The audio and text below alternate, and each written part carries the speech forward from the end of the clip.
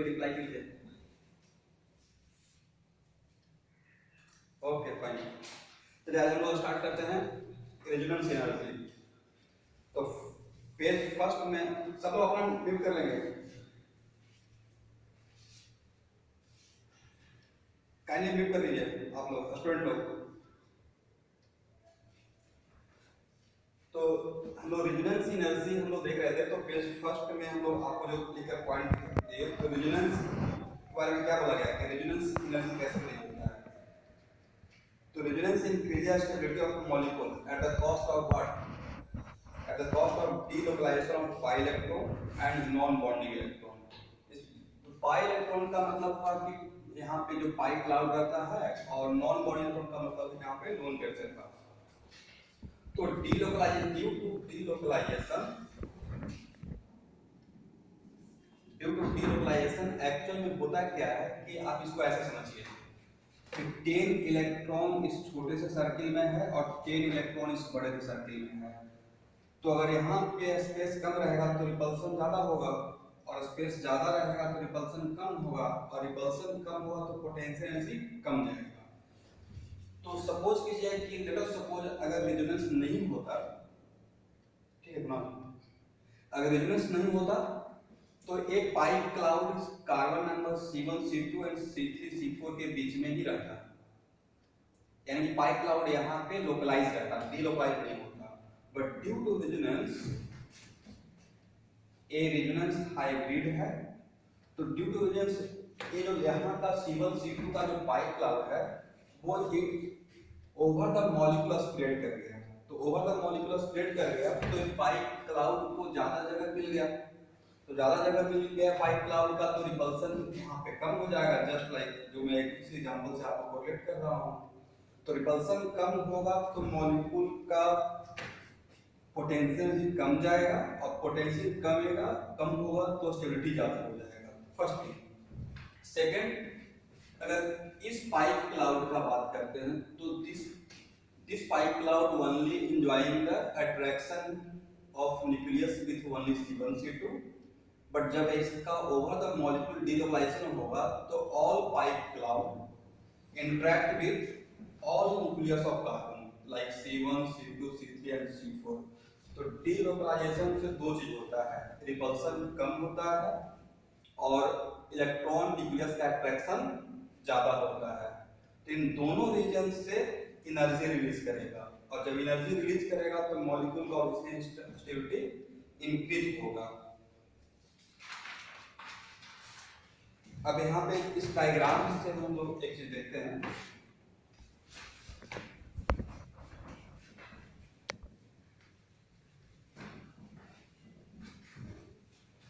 देखिए same lecture को मैं रिकॉर्ड कर रहा हूँ, तो जहां भी आप लोगों का वीडियो विजुअलाइज नहीं रहेगा तो उसको मैं मेगा ड्राइव पर स्टोर करूंगा, अपलोड करूंगा, और वहां से आप लोग देखेंगे। देखिए पेज नंबर सेकंड में मैं एक डायग्राम लिया था, ये है पोटेंशियल एनर्जी सेम मॉलिक्यूल का। तो लेट अस सपोज अगर रेजोनेंस नहीं होता तो यही मेरा रियल मॉलिक्यूल होता, बट एक्चुअल में ये रियल मॉलिक्यूल नहीं है, ये resonating structure, one of the resonating structure है। तो इसका रेजोनेंस हाइब्रिड है दिस वन,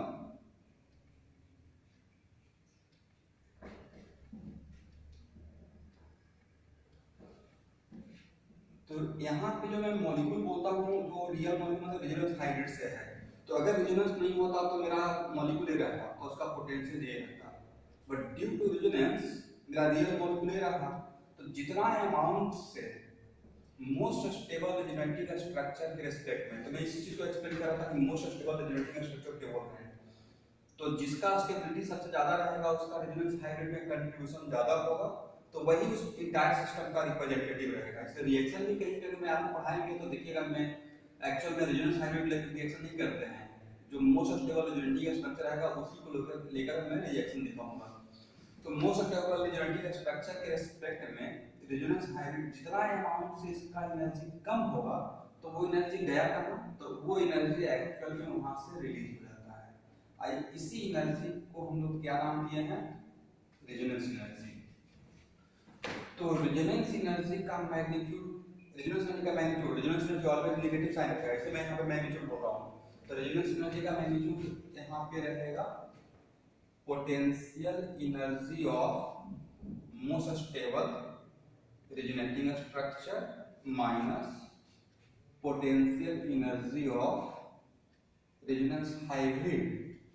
अब यहाँ पे एक मिनट आपको रुकना है। तो जितना, अगर सपोज कीजिए कि रेजोनेंस एनर्जी अगर ज्यादा रहेगा तो ये और भी नीचे जाएगा, और ये रेजोनेंस हाइब्रिड जितना ज्यादा रेजोनेंस एनर्जी इंक्रीज है, रेजोनेंस एनर्जी का अमाउंट ज्यादा रहेगा तो रेजोनेंस हाइब्रिड और नीचे चला जाएगा, और रेजोनेंस हाइब्रिड अगर नीचे जाएगा इसका पोटेंशियल और भी कम हो जाएगा, और एनर्जी डिक्रीज है, स्टेबिलिटी इंक्रीज। दैट्स व्हाई मैं यहाँ पे क्या लिखा हूँ,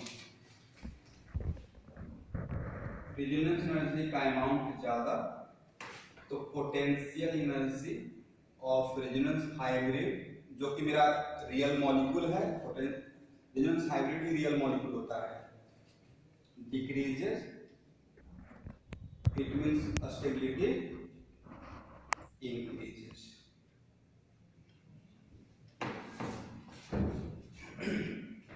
अब देखिए नेक्स्ट मैं आप लोग को यहाँ पे, तो यहाँ से आप लोगों को समझ में आ गया होगा कि यहाँ पे अगर रेजोनेंस नहीं होता तो यहाँ पे मॉलिक्यूल आता, but due to resonance a real molecule मेरा रेजोनेंस हाइब्रिड हो गया। अगर सपोज कीजिए कि और भी ज्यादा रेजोनेंस में रिलेशन होता तो ये एरो बड़ा होता, ये एरो बड़ा होता तो ये नीचे आता, और अगर नीचे आएगा तो इसका एनर्जी और भी कम होगा तो स्टेबिलिटी ऑब्वियसली ज्यादा हो जाएगा। इसका मतलब है कि रेजोनेंस एनर्जी और स्टेबिलिटी ऑफ मॉलिक्यूल में क्या रिलेशन रहेगा, डायरेक्टली रिलेशन रहेगा। रेजोनेंस एनर्जी का magnitude directly proportional to stability of molecule, और स्टेबिलिटी ऑफ मॉलिक्यूल से मतलब था मेरा, जहां भी मैं मॉलिक्यूल बोल रहा हूं इसका मतलब मैं रियल मॉलिक्यूल, रेजोनेंस हाइब्रिड का मैं बात कर रहा हूं। तो पेज नंबर 3 में देखेंगे इसी चीज को मैं दिखाया हूं। अब यहाँ पे नेक्स्ट आ जाते हैं। अच्छा, नेक्स्ट क्वेश्चन है कि रेजोनेंस एनर्जी और पोटेंशियल ऑफ रेजोनेंस हाइब्रिड क्या रहेगा। तो रेजोनेंस एनर्जी ज्यादा, अगर रेजोनेंस एनर्जी ज्यादा रहेगा तो रेजोनेंस एनर्जी हाइब्रिड का पोटेंशियल ऑब्वियसली कम होगा, ये अगर ज्यादा रहेगा तो ये नीचे आएगा, और नीचे आएगा तो इसका पोटेंशियल ज्यादा होगा नहीं, ये हम लोग नीचे आ रहे हैं तो कम हो जाएगा। दैट्स व्हाई रेजोनेंस एनर्जी का magnitude inversely proportional to what, potential energy of resonance hybrid.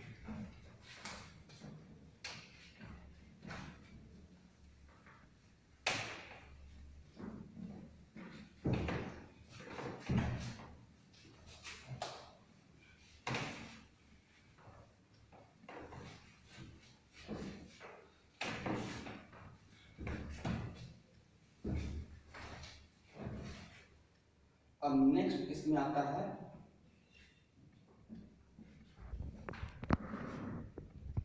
Magnitude of resonance energy. तो देखिए पूरे ऑर्गेनिक कंपाउंड को हम लोग ऐसे डिवाइड कर सकते हैं,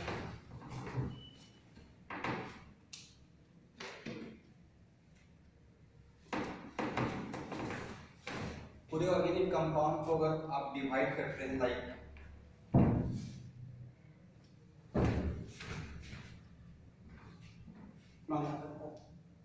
पूरे ऑर्गेनिक कंपाउंड को हम लोग डिवाइड करते हैं तो 3 पार्ट में डिवाइड कर सकते हैं, one of the point of view according to aromaticity. एक रहेगा मेरा एरोमेटिक सिस्टम, एक रहेगा नॉन एरोमेटिक सिस्टम, और एक है एंटी एरोमेटिक सिस्टम। तो जहां पे एरोमेटिसिटी जब मैं पढ़ा रहा था तो आपको एक लाइन बोला था कि एरोमेटिसिटी के लिए बहुत ज्यादा रेजोनेंस चाहिए, मतलब resonance is the mother of aromaticity. तो कोई भी एरोमेटिक सिस्टम किसी भी सिस्टम के रेस्पेक्ट में, नॉन एरोमेटिक और एंटी एरोमेटिक सिस्टम में के रेस्पेक्ट में इसका रेजोनेंस एनर्जी ज्यादा होता है। तो मैं रेजोनेंस एनर्जी का एक फ्लो चार्ट बना रहा हूं। तो एरोमेटिक सिस्टम और नॉन एरोमेटिक सिस्टम का कंपेयर रहेगा, एरोमेटिक सिस्टम और नॉन एरोमेटिक सिस्टम। तो एरोमेटिक सिस्टम में ऑलवेज रेजोनेंस एनर्जी ज्यादा रहेगा, और नॉन एरोमेटिक सिस्टम और एंटी एरोमेटिक सिस्टम। तो एंटी एरोमेटिक सिस्टम में some of the electron present in anti bonding molecular orbital। तो इसमें रेजोनेंस का process almost tending to zero होता है। तो जब यहाँ पे रेजोनेंस ही नहीं होगा, मान के चलिए टेंडिंग टू जीरो, इसमें रेजोनेंस नहीं होगा, दैट्स व्हाई हम लोग का ऑर्डर हो गया सबसे ज्यादा रेजोनेंस किसमें होगा, एरोमेटिक सिस्टम में, उसके बाद नॉन एरोमेटिक सिस्टम में, और फिर एंटी एरोमेटिक। तो एंटी एरोमेटिक सिस्टम में तो होगा ही नहीं, इसको माइनस करके चलते हैं। लेकिन जहां तक कंपैरिजन होगा कि दो एरोमेटिक सिस्टम में कंपेयर करते हैं,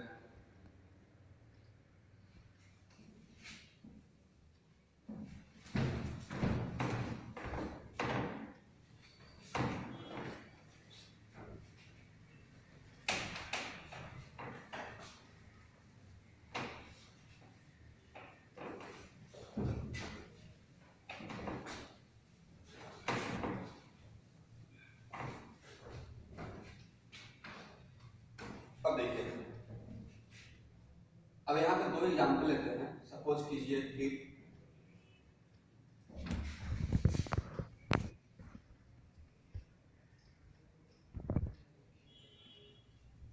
अब यहाँ पे नेक्स्ट क्वेश्चन रहेगा कि सर अगर दो एरोमेटिक सिस्टम के बीच में कंपेयर होता है तो कैसे होगा। ए बी एरोमेटिक सिस्टम है, ए बी एरोमेटिक सिस्टम है, A and B, A benzene और ए फिनॉल।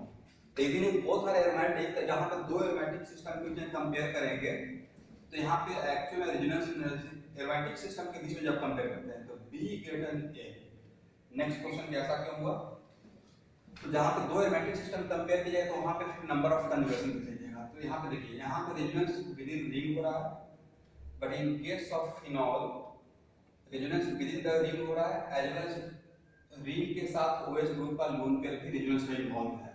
ऐसा यहाँ पे जब दो एरोमेटिक सिस्टम के बीच में कंपेयर करते हैं तब फिर आप अमाउंट ऑफ रेजोनेंस देखिएगा, मतलब number of conjugation, because conjugation increases the amount of resonance या एक्सटेंट ऑफ रेजोनेंस। तो ये रीजन था कि B ग्रेटर A। तो ये इसका ये एग्जांपल हो गया।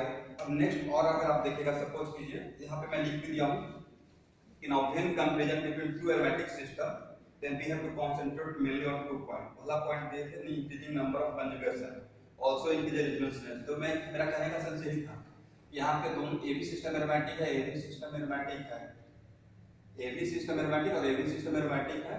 तो ये बट यहाँ पे कंजुगेशन ज्यादा है और यहाँ पे कंजुगेशन कम है, तो V ग्रेटर A। अब एक और था resonance energy of aromatic system directly from to extent of aromaticity. अब देखिए एक और एग्जांपल लेते हैं, कंजुगेशन पे आ गया तो यहाँ पे एक एग्जांपल देख सकते हैं।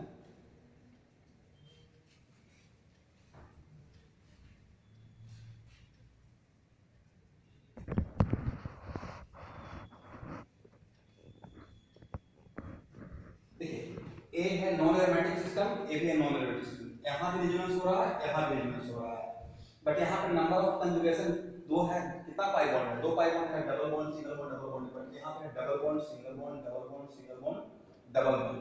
तो जहाँ पे दो नॉन एरोमेटिक सिस्टम के बीच कंपेयर करें तो वहाँ पे हम लोग नेक्स्ट लेते हैं नंबर ऑफ कंजुगेशन। यहाँ पे only 4 electron involved। यहाँ पे how many electron, pi electron, 1 2 3 pi bond है तो 6 pi electron रहेगा। तो 6 pi electron है तो according to classical theory of electrodynamics, जो मैक्सवेल का हम लोग एटॉमिक स्ट्रक्चर में बात कर रहे थे, any accepted charge particle release electromagnetic wave. तो अगर चार्ज पार्टिकल का डीलोकलाइजेशन से एनर्जी रिलीज होना है तो नंबर ऑफ चार्ज पार्टिकल ज्यादा रहेगा तो ऑब्वियसली ज्यादा एनर्जी रिलीज करेगा। तो यहाँ पे 6 pi इलेक्ट्रॉन है और यहाँ पे 4 pi इलेक्ट्रॉन है। तो नेक्स्ट क्वेश्चन ये रहेगा कि sir number of conjugation increase होने से रेजोनेंस ज्यादा क्यों होगा। तो मेरा आंसर है कि नंबर ऑफ कंजुगेशन का इनसाइड स्टोरी ये है कि नंबर ऑफ कंजुगेशन ज्यादा रहने से नंबर ऑफ इलेक्ट्रॉन ज्यादा इन्वॉल्व रहेगा, और अगर नंबर ऑफ इलेक्ट्रॉन ज्यादा इन्वॉल्व रहेगा तो चार्ज पार्टिकल ज्यादा होगा। चार्ज पार्टिकल ज्यादा रहेगा तो according to classical theory of electrodynamics electromagnetic wave ज्यादा रिलीज करेगा। दिस इज द रीजन कि अगर A और B both are non aromatic system but यहाँ पे कंजुगेशन ज्यादा है, यहाँ पे कंजुगेशन कम है, तो V ग्रेटर ए रेजोनेंस एनर्जी का ऑर्डर रहेगा। अब एक और एग्जांपल जो हम लोग इलाबोरेट किए हैं, CH2 double bond CH, CH double bond CH, CH double bond CH, एक देखिए और एक एग्जांपल है। तो देखिए ये एग्जांपल तो क्वाइट ऑब्वियस है, यहाँ पे भी 6 कार्बन है, यहाँ भी 6 कार्बन है, यहाँ पे 3 पाई बॉन्ड है, यहाँ भी 3 पाई बॉन्ड है। तो आप लोग को याद होगा, आपको बताया था कि देखिए ये एरोमेटिक सिस्टम में है और एरोमेटिक सिस्टम में रेजोनेंस विगसली होता है। और यहाँ पे बताया नहीं था कि यहाँ पे ओवरलैपिंग अगर फ्रॉम बोथ साइड, बट यहाँ पे ओवरलैपिंग दोनों तरफ नहीं होता है। तो यहाँ ये है नॉन एरोमेटिक सिस्टम, ये एरोमेटिक सिस्टम। तो किसी भी एरोमेटिक सिस्टम को नॉन एरोमेटिक सिस्टम के साथ कंपेयर कीजिएगा तो ऑब्वियसली यहाँ पे रेजोनेंस एनर्जी बहुत ज्यादा होगा। आपको बताया गया कि इसका अमाउंट 36 किलोकैलोरी पर मोल होता है magnitude wise. That's why B greater than A। तो जैसे आप किसी एरोमेटिक सिस्टम का नॉन एरोमेटिक सिस्टम के साथ जब कंपैरिजन आएगा तो उसमें एरोमेटिक सिस्टम का resonance energy non aromatic system के रिस्पेक्ट में बहुत ज्यादा मिलेगा आपको। तो B greater than A resonance energy का ये ऑर्डर हो गया।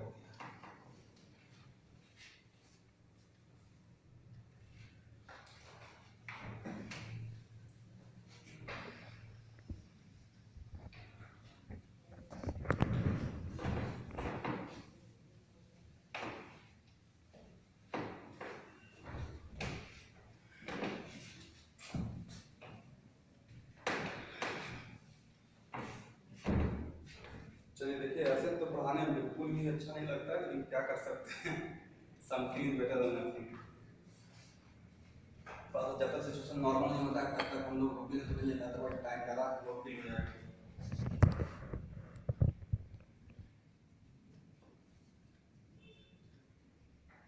अभी हम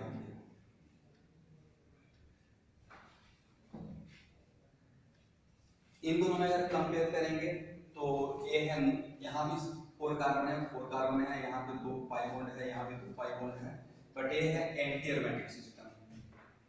और एंटी एरोमेटिक सिस्टम में रेजोनेंस एनर्जी टेंडिंग 0 क्यों होगा? क्योंकि रेजोनेंस ही नहीं होगा। इसका sum of the electron present in anti bond in monochloride, और ये है नॉन एरोमेटिक सिस्टम। जब ए और बी में नॉन एरोमेटिक, किसी भी नॉन एरोमेटिक सिस्टम का अगर एंटी एरोमेटिक सिस्टम के साथ कंपेयर कीजिएगा तो यहाँ पे जब रेजोनेंस ही नहीं हो रहा है, तो रेजोनेंस रिलीज नहीं होगा, तो ए ग्रेटर देन बी, ये हुआ रेजोनेंस एनर्जी का ऑर्डर। एक और देख लेते हैं, अभी एक एग्जांपल तो यहाँ पे ये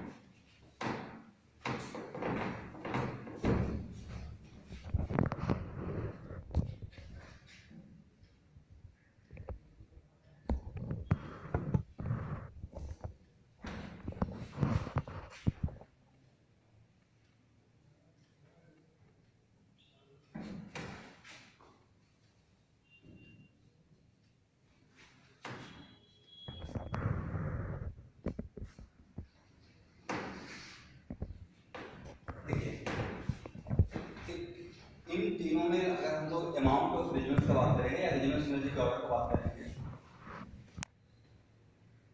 तो ए है एरोमेटिक सिस्टम और ये देखिएगा आप लोग को पढ़ा चुके हैं, ये है एंटी एरोमेटिक सिस्टम। और जो ना ही एरोमेटिक है ना ही एंटी एरोमेटिक है, तो ये है नॉन एरोमेटिक सिस्टम।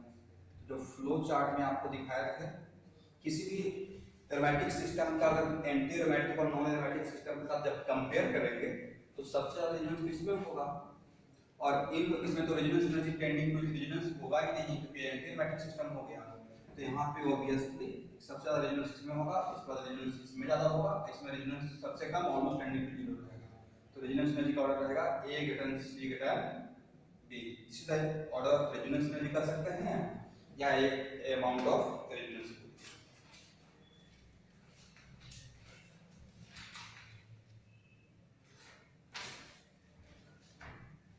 तो ये था पेज नंबर 5 का।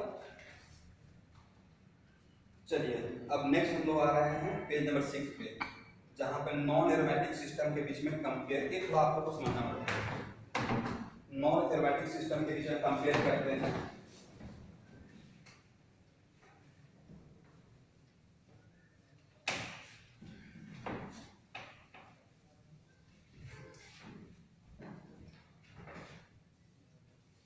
तो यहां पे मैं टर्म यूज किया हूं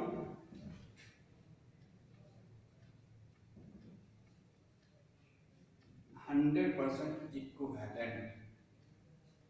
तो 100% इक्विवेलेंट का मतलब होता है कि वैसा कोई भी RS जो आपस में इक्वल स्टेबिलिटी रखता हो। फॉर एग्जांपल के तौर पे यहाँ पे देख लीजिए, मान लेते हैं कि आप कैलकुलस में क्लास करते रहते हैं, क्लास में रहते हैं, आपसे पूछता है कि इन दोनों में, और आपको ये पढ़ा चुके हैं कि how can we compare the stability of resonating structure. तो इसमें और इसमें अगर स्टेबिलिटी का हम लोग कंपेयर करेंगे तो जितना भी आपको पॉइंट दिख पाए हैं कोई भी पॉइंट से आप इसका बीच में डिफरेंस नहीं दिखा सकते। इसका मतलब है कि इन दोनों रेजोनेटिंग स्ट्रक्चर का स्टेबिलिटी सेम स्टेबिलिटी है। तो वैसा कोई भी RS जिसका स्टेबिलिटी का डिफरेंस 0 है तो उसको हम लोग आपस में इक्वल तो बोलेंगे ही नहीं। इक्वल इसलिए नहीं बोलेंगे कि A और RS आपस में इक्वल नहीं है।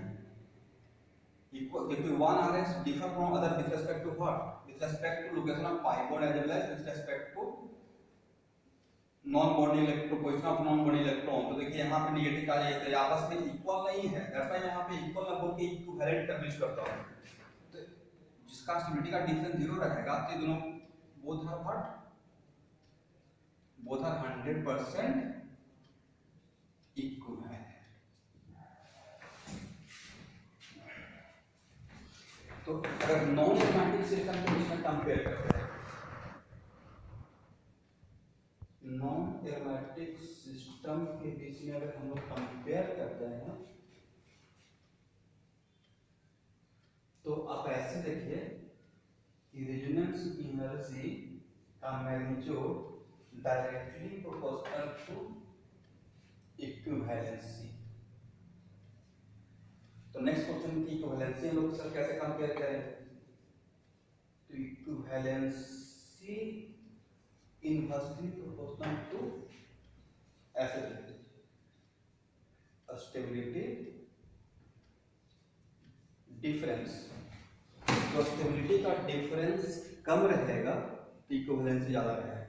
तो स्टेबिलिटी का डिफरेंस 0 रहेगा तो 100% इक्विवेलेंस को बोल देंगे, वहां पे इक्विवेलेंसी ना बोलकर 100% इक्विवेलेंट बोलेंगे। तो इक्विवेलेंसी स्टेबिलिटी का डिफरेंस 0, तो स्टेबिलिटी का डिफरेंस 0 कब होगा? स्टेबिलिटी का डिफरेंस 0 तब होगा जब दोनों RS सेम स्टेबिलिटी का रहेगा। सेम स्टेबिलिटी के लिए आपको पॉइंट दिया हुआ है, दैट्स व्हाई स्टेबिलिटी का डिफरेंस स्टेबिलिटी डिफरेंस डिक्रीजेस,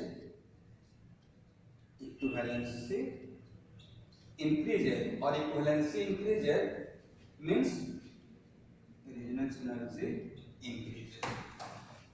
अब नेक्स्ट क्वेश्चन ये है कि आप लोग को बताया था contribution of RS in RH, contribution of RS in RH। तो अगर RS का स्टेबिलिटी ज्यादा रहेगा तो उसका रेजोनेंस हाइब्रिड में कंट्रीब्यूशन ज्यादा रहेगा। तो मान लेते हैं कि वैसा कोई भी सिस्टम जिसमें हर RS का इक्वल स्टेबिलिटी है तो उसका कंट्रीब्यूशन इक्वल हो जाएगा। फॉर एग्जांपल यहाँ देख लीजिए, इसमें और इसमें दोनों का कंट्रीब्यूशन 50-50% रहेगा। दैट्स व्हाई कोई भी इक्विवेलेंट सिस्टम रहता है, ये हम लोग बात कर रहे हैं नॉन एरोमेटिक सिस्टम का। तो किसी भी इक्विवेलेंट सिस्टम में मैक्सिमम रेजोनेंस हो, लेकिन इसको अब मैनिपुलेट नहीं करना है, इंटरप्रेट नहीं करना है कि सर तो बोल दिया इक्विवेलेंट सिस्टम रहेगा तो उसमें रेजोनेंस एनर्जी मैक्सिमम होगा। ये मैं बात कर रहा हूँ अगर नॉन एरोमेटिक सिस्टम का इक्विवेलेंट सिस्टम रहेगा और एरोमेटिक सिस्टम का रहेगा, तो वैसे एरोमेटिक कोई भी aromatic system non aromatic system के रिस्पेक्ट में ज़्यादा रेजोनेंस करेगा, क्योंकि एरोमेटिक सिस्टम के बिहाइंड में मैक्सिमम रेजोनेंस होता है। एरोमेटिक सिस्टम एरोमेटिक तभी होता है जब उसका रेजोनेंस मैक्सिमम होता है। ये बात कर रहे हैं कि जब comparison with in non aromatic system, non aromatic system के बीच में जब कंपेयर कर रहे हैं तब वहां पे एक टर्म यूज कर रहे हैं इक्विवेलेंसी, इसको आप एक डायग्राम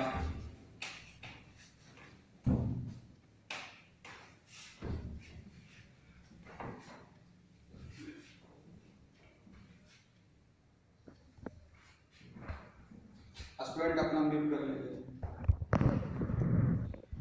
मान लेते हैं कि मैं 3 डिफरेंट सिस्टम का बात कर रहा हूँ। एक सिस्टम है मेरा ये,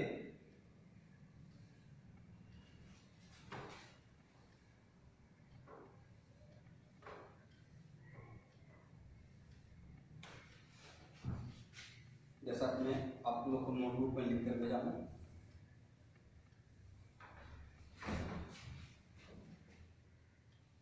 ये है सिस्टम ए, ये है सिस्टम बी और ये है सिस्टम सी, और सबका दो आरएस है, RS first RS second, RS first RS second, RS first RS second, और आप लोग हो गए इलेक्ट्रॉन, ऐसे मान के चलिए। या इसको ऐसे भी देख सकते हैं कि मान लेते हैं कि 2 ग्रुप है, इक्वल लेवल में है, अरे अगर इक्वल लेवल में रहेगा तो यहाँ से यहाँ तक जंप करने का और यहाँ से यहाँ तक एक दूसरे जगह यहाँ से यहाँ जाने का, यहाँ से यहाँ जाने का टेंडेंसी मैच चांस मैच रहेगा। बट इसमें यहाँ से यहाँ तक, यहाँ से यहाँ आने का, क्योंकि इसका पोटेंशियल एनर्जी ज़्यादा है, तो कोई भी सिस्टम हाई एनर्जी लेवल से लो एनर्जी लेवल में जाए तो यहाँ से यहाँ तक आने का टेंडेंसी तो ज़्यादा रहेगा, बट यहाँ से यहाँ जाने का टेंडेंसी कम रहेगा। और रेजोनेंस में हम लोग ए एरो का यूज करते हैं, तो रेजोनेंस का प्रोसेस ज़्यादा होने का मतलब है कि एक दूसरे में कन्वर्ट होने का चांस मैक्सिमम, ऐसा नहीं सिर्फ एक से दूसरे में आ रहा है, बट दूसरे से पहले में जाने का चांस कम रहेगा। दैट्स व्हाई देखिए यहाँ पे एनर्जी का डिफरेंस ज़्यादा है, यहाँ पे एनर्जी का डिफरेंस कम है, और यहाँ पे इक्वल एनर्जी है, तो एनर्जी का डिफरेंस जो एनर्जी का डिफरेंस क्या इंडिकेट करता है, एनर्जी का डिफरेंस इंडिकेट करता है स्टेबिलिटी का डिफरेंस। एनर्जी कम तो स्टेबिलिटी ज़्यादा, एनर्जी ज़्यादा तो स्टेबिलिटी कम, तो जितना ज़्यादा एनर्जी का डिफरेंस रहेगा स्टेबिलिटी का डिफरेंस उतना ही ज़्यादा रहेगा। तो यहाँ पे बोल सकते हैं energy difference directly proportional to what, stability difference. तो इन तीनों सिस्टम में सबसे ज्यादा एनर्जी का डिफरेंस यहाँ पे है, और यहाँ पे एनर्जी का डिफरेंस 0 है। इसका मतलब है कि ए बी सी में ए मेरा हो गया 100% इक्विवेलेंट सिस्टम, बट बी और सी 100% इक्विवेलेंट सिस्टम नहीं है। जहां भी एनर्जी, जहां भी आप ये बोलना शुरू कर दिए कि less stable more stable, less stable more stable, जहां भी लेस और मोर का क्वेश्चन राइट हो गया, इसका मतलब सिस्टम इक्विवेलेंट नहीं है। लेकिन जहां पे सिस्टम 100% इक्विवेलेंट नहीं है, वहां पे हम लोग एक और टर्म इंट्रोड्यूस किए जिसका नाम है, इसका मैं नाम यहां पे दिया हूं इक्विवेलेंसी। इक्विवेलेंसी का मतलब यह है कि 100% इक्विवेलेंट नहीं है, बट फिर भी अगर कोई, मैं सपोज कि मैं आपको पढ़ाते रहता क्लास में, पूछता कि देखिए बी और सी में तो स्टेबिलिटी का डिफरेंस है, तो 100% इक्विवेलेंट सिस्टम नहीं है, बट फिर भी बी और सी में विजुअल आर मोर इक्विवेलेंट, मतलब किसमें इक्विवेलेंस ज्यादा है, तो जिसमें यार बस बोल सकते थे कि किसमें रेजोनेंस का प्रोसेस ज्यादा होगा, तो इसमें रेजोनेंस का प्रोसेस ज्यादा होगा, क्योंकि स्टेबिलिटी का डिफरेंस कम है, स्टेबिलिटी का डिफरेंस कम रहेगा तो एक स्ट्रक्चर दूसरे स्ट्रक्चर में एक दूसरे में कन्वर्ट होने का चांस ज्यादा रहेगा।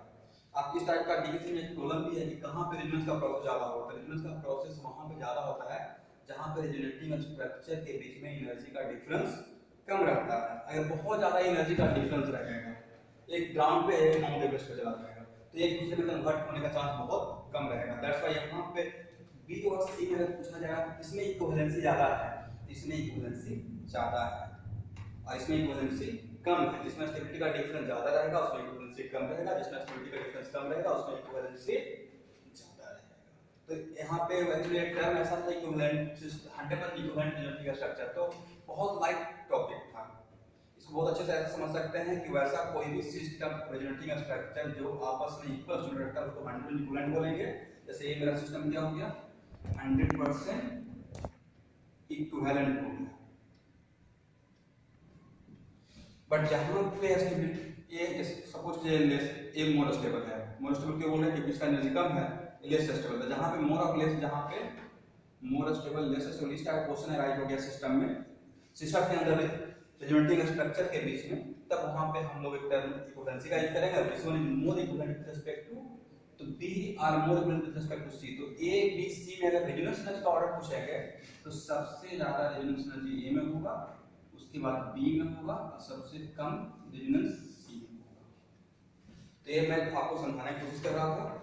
अब यहाँ पे कोई जो स्टूडेंट, किसी स्टूडेंट को अगर कोई डाउट है तो अपना ऑडियो को ऑन करके मुझसे क्वेश्चन पूछ सकते हैं, बट सब एक ही बार ऑडियो ऑन मत कर लीजिएगा। इसको एनीवन जिसको ये चीज समझ में नहीं आ रहा है,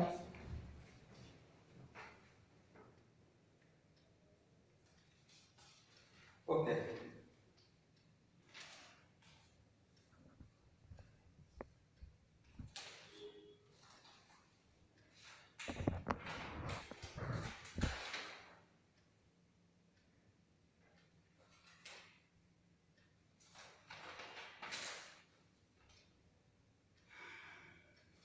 चलिए। अब यहाँ पे इक्विवेलेंसी के बाद एक एग्जांपल हम लोग से छूट गया है, पेज नंबर 6 का, पेज नंबर 7 का।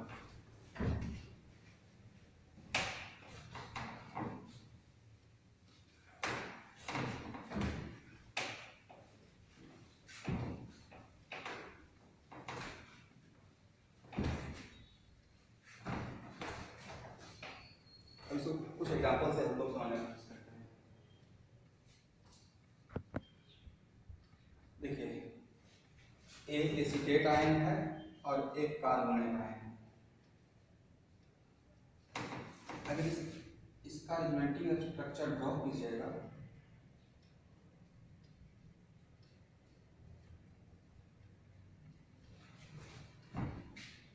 और इसका रिजल्टिंग स्ट्रक्चर ड्रॉ करते हैं,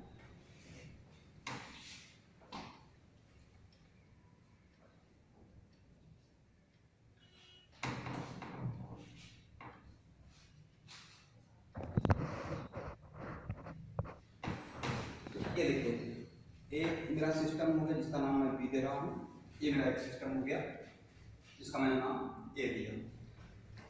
तो इसका दो आरएस है, आरएस फर्स्ट, आरएस सेकंड,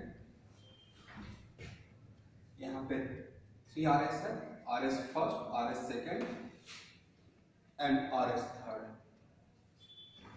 तो जब इसमें इन तीनों में आपस में कंपेयर कीजिएगा तो all resulting structure having same stability, जो कि आप लोगों को पता है, नेक्स्ट टॉपिक में पढ़ाया है।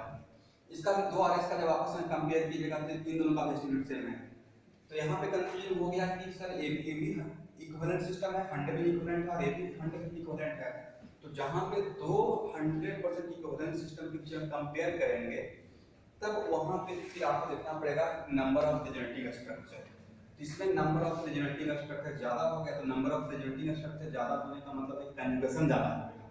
इसका मतलब है कि नॉन टू इक्विवेलेंट सिस्टम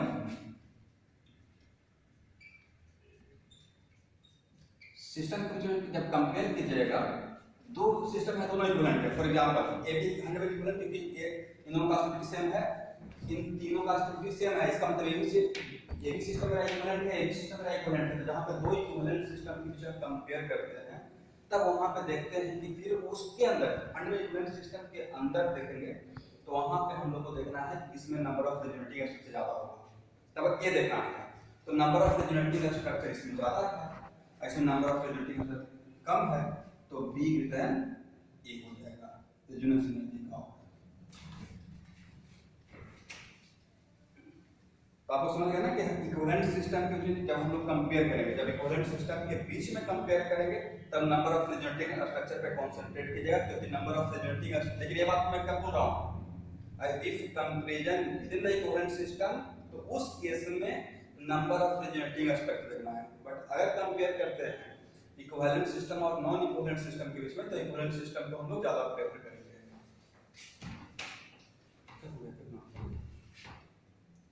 खत्म हो